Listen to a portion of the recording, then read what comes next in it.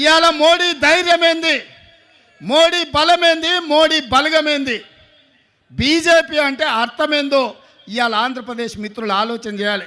BJP అంటే బాబు, జగన్, పవన్. ఈ ముగ్గురు బీజేపీ.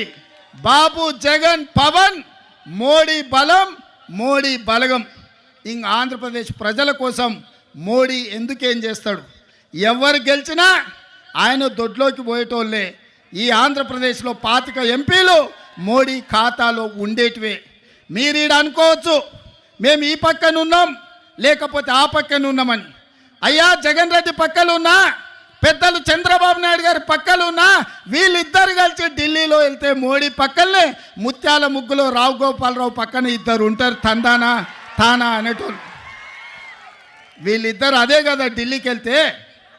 ఢిల్లీలో వీళ్ళు ఎవరైనా మోడీని అడుగుతారా? మోడీని నిలదీస్తారా? మీ ప్రాంతం కోసం ఏమైనా తెస్తారా? మరి ఒకవేళ తెచ్చేటట్టు అయితే 5 ఏళ్ళు వారున్నారు, 5 ఏళ్ళు వీరున్నారు. పోలవరం పూర్తెందుకు కాలే, రాజధాని రాలేదెందుకు మనకు? మీరు ఒక్కసారి ఆలోచన చేయండి మిత్రులారా. వాళ్ళిద్దరూ పాలన చేసే నాయకులు కావాలనుకుంటున్నారు, వాళ్ళిద్దరూ ప్రశ్నించే గొంతులు కావాలని అనుకుంటలేరు మిత్రులారా. ఇవాళ అందుకే నేను అబద్ధాలు చెప్పదలుచుకోలే, అలవి కాని మాటలు మీకు నేను చెప్పదలుచుకోలే. వాస్తవంగా మీకు కావాల్సింది పాలకులు కాదు, మీకు కావాల్సింది ప్రశ్నించే గొంతుకలు. ఎందుకంటే ఈ ప్రాంతం సమస్యల మీద జాతీయ స్థాయిలో నిలదీసే వాళ్ళు, నిటారుగా కొట్లాడే వాళ్ళు కావాలి. వెన్నెముక లేని నాయకత్వం మీ సమస్యల్ని పరిష్కరించదు.